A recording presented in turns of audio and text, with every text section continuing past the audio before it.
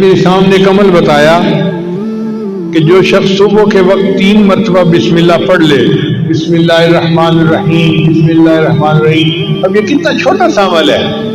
جو شخص صبح کے وقت پڑھ لے، شام تک کوئی حادثہ یا کوئی اس کو مصیبت نہیں پہنچ سکتی، اور اگر شام کے وقت پڑھ لے گا تو صبح تک اس کو کوئی مصیبت نہیں پہنچے گی. یہ کتنا چھوٹا عمل ہے. اپنے گھر میں اپنی بیویوں کو بھی بتائیں، اپنے بچوں کو بھی، اور ان کی عادت بنائیں کہ وہ ہر وقت یہ بسم اللہ کا عمل کرنا شروع کر دیں.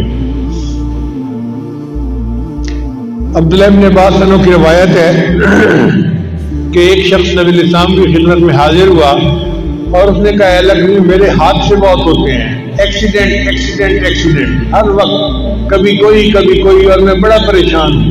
نبی علیہ السلام نے فرمایا کہ تم جب گھر سے نکلا کرو تو یہ پڑھ لیا کرو، بسم اللہ علی نفسی و اہلی و مالی، یعنی میرے اوپر بسم اللہ، میرے اہل کے اوپر اور میرے مال کے اوپر بسم اللہ.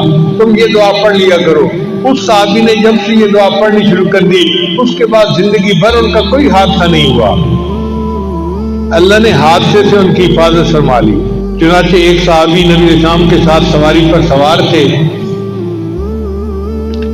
تو سواری کو ٹھوکر لگی تو صحابی نے کہا، تا سے شیطان برباد ہو جائے. تو نبی علیہ السلام نے فرمایا کہ ایسے نہ کہا کرو کہ شیطان برباد ہو جائے، وہ موٹا ہو جاتا ہے سن کے کہ دیکھو میں نے شرارت کی اور ان کو تکلیف پہنچی، وہ موٹا ہو جاتا ہے. تم پڑھا کرو بسم اللہ.